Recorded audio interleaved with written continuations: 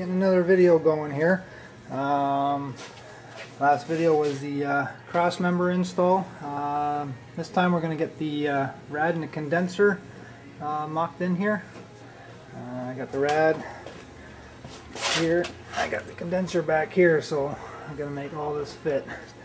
Now I'm going to have to notch the front of the frame a little bit and make it like a little pocket for it to sit down in.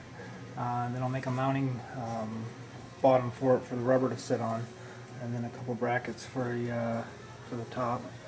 I'll have to take these off while I'm doing it, so no big biggie. I'm still waiting for my AC line for the compressor, so hopefully I can get that soon. But before I get going on that, I promised I'd show you this cross member install. That's the old cross member here. This is the new one here. I did weld the nuts on, so I don't have to sit there and hold the wrench and socket at the same time. So I'll get this under the car, I'll show you how it works.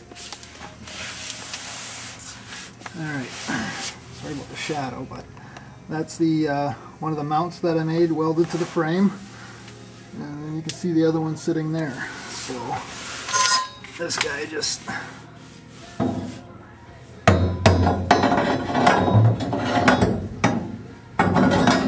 fits up into place like that, and then gets bolted in, and bolt in the center, and that's my cross member. Now I don't have my drive shaft yet. But I will have to measure my my drive line angles once I get the drive shaft in. So I think I got this thing sitting pretty much straight now. So if I need a couple degrees, I'll make a couple shims for under the mount and the tranny, and I'll get those angles that I need. But I'm going to leave it the way it is and see what it is when I get the drive shaft made. And if everything's good, I'll leave it. If not, I'll correct it then. But I'll get that bolted in, and then get started on that rad. Alrighty, I'll see you when I get to that point. Alright guys, I finally got my air conditioning lines in. Good news, bad news. Good news is it will fit in there without a problem.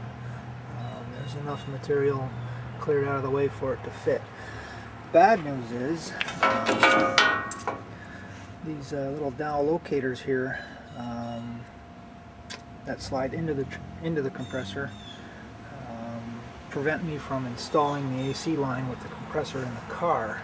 So that means I'm going to have to lift the motor up out of the way in order to get these lines on. So I decided I'm just going to yank the motor. I'll leave the tranny installed. I'll yank the motor, and I'll get that all boxed in with the line in, and while I have the motor out of the way, I'll fab in this rad and the condenser. Problem with the condenser is they gave me the wrong one, so it's actually almost 5 inches longer than the one that I've wanted. So I'll have to get that changed up on Monday. But it doesn't mean I can't get the rad installed. So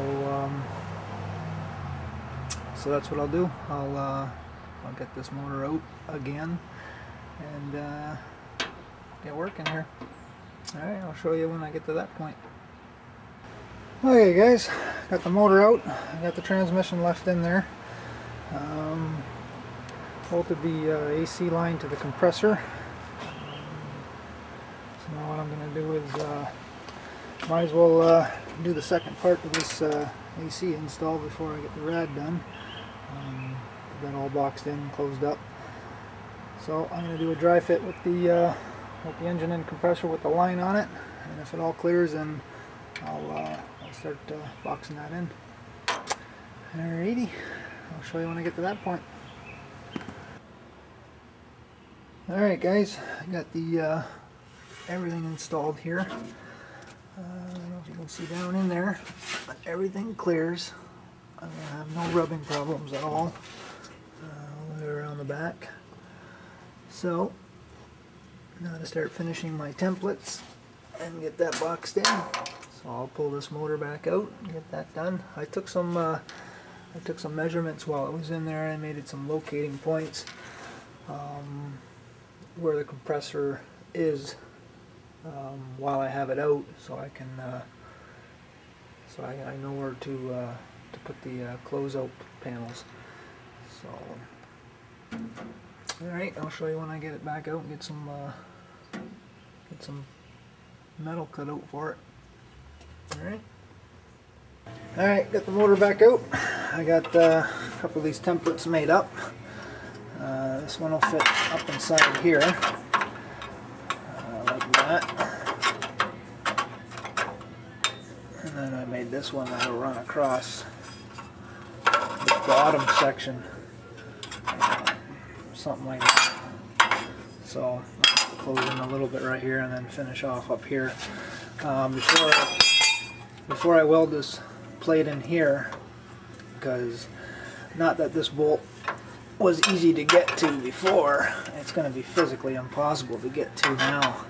So I'm going to take this bolt and weld it to the bottom plate, so that way I don't need to use a wrench on that side.